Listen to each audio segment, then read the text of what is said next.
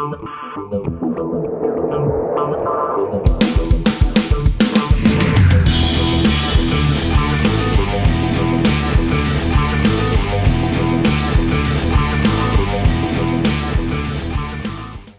Todd Falcone here in my office. Very important discussion I want to have with you today, and that is how to recruit influential people.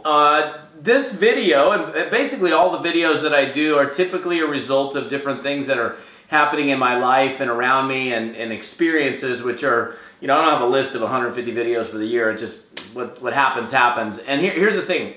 Number one, you do want to recruit influential people, of course. Recruiting influential people, doers, producers, requires a little something different than just calling them up and necessarily asking a peak interest question. Here's the big lesson that I want to give you about recruiting or doing business with or getting the attention of influential, productive people. Okay? So here's the deal. How do you do that? You don't be vague. Vague generalities don't work with influential people. You don't be evasive. You don't say, well, I can't really tell you that. Here's the thing. And you also need to know what it is that you're going to be talking to that person about, because their time is valuable. Their time is money. And here's the thing. They're not going to listen to you, want to meet with you, want to sit down with you, want to look at your stuff, review anything, unless they have a reason for doing so.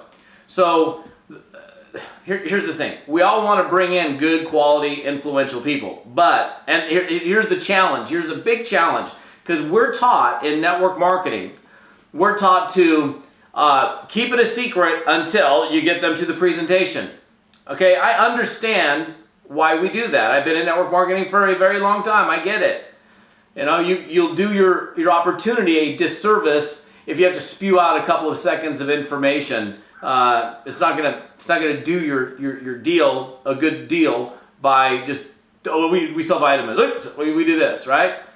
Because what you want to do, whatever you say to get the person to look at the information, whatever comes out of your mouth, you want them to be more interested rather than less interested. You want to be attracting versus repelling. Now, that's of course important in all aspects of recruiting and selling and doing business. But again, we're taught in this network marketing space to be evasive to some extent. And I will tell you right now, being evasive with influential people does not work. You're going to lose the opportunity to even have them look at your deal, because and I've seen it, because in fact, the motivation behind this video is a handful of conversations that, I don't believe things happen on accident. Things happen for a reason, and there's just been a bunch of the same experiences happening over the last couple weeks, where now it's time for Todd to do a video on it. So if you want to do recruit really good people, you can't be evasive. You gotta know why you're calling them. If you're saying, hey Todd, hey, I got this guy who wants to pay you $30,000 a month, it's like, well, great. Tell him to send me the check. Here's my address. You know my address. You've sent me stuff in the mail. Just have him send me the check. Well, what am I talking to him about? Well, they want to just talk to you. Well, I'm not going to get on the phone and have a conversation with somebody when I don't even know what it is that I'm going to be having a conversation with them about. What is it? Who are these guys? What do they want to hire me as a speaker? Do they want me to consult for them? What's the purpose for having the conversation? That happened to me recently, and I've got other guys that'll call me randomly, dude, like, you got to meet this person. They really want to meet with you. They really want to talk to you. And it's like, well, what do they want to meet with me for? What do they want to talk to me for? What's the reason? So if I know the reason of the meeting, right? If I understand why we're going to do a sit down or we're going to have some kind of discussion, then I'm more likely to show up, because I'm not, here's the thing. By the way, if you follow my Insider Secrets to Recruiting Professionals method, which is a very powerful method of recruiting good people, when you get a really influential person and you call up that person, you're like, listen, I'm calling you, I'm looking at your smiling face on your website with whatever .com. Listen, I'm an entrepreneur. I'm in the process of growing my business. I'd love to work with super successful people. Do you at all keep your options open in terms of making money outside of what you're currently doing? The person said, yeah, it depends. What is it? And you're like, well, I can't really explain that to you. I need to sit down with you for half an hour. That's probably not going to happen. But if I said, listen, we're dealing with this, yeah, I'd be happy to give you a little bit of information so you have a reason to sit down with me. We're dealing with the blah, blah, blah of this, and the timing right now is whatever. I'm not going to even mention or reference different industries, but got to give them a reason to go, oh, okay, cool, I'll sit down with you.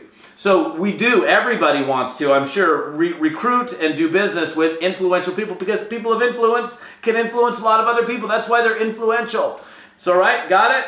So tell them what it is without, you don't have to spill all the beans, but if you want to get me to meet with you, why am I meeting with you? Don't be evasive. Don't beat around the bush. Be prepared before you make the phone call, so you know, hey, because an influential person is likely to say, well, why am I, tell me the reason why I should sit down or have a conversation with these guys, because right now you've given me nothing other than the fact that they just want to give me a bunch of money. And if they just want to give me a bunch of money, just here's my address, send me the check, I'm good. And we don't even have to have the meeting, right? So, again, first of all, I'm super stoked. I'm excited. I moved back into my house. That is awesome, and I have carpet, and I think it sounds different in this office, because before I had hardwood floors. I'll do videos all over the house. Who knows? I don't know. Once I get totally settled in, but not this one. All right, we'll see you on another video. Bye.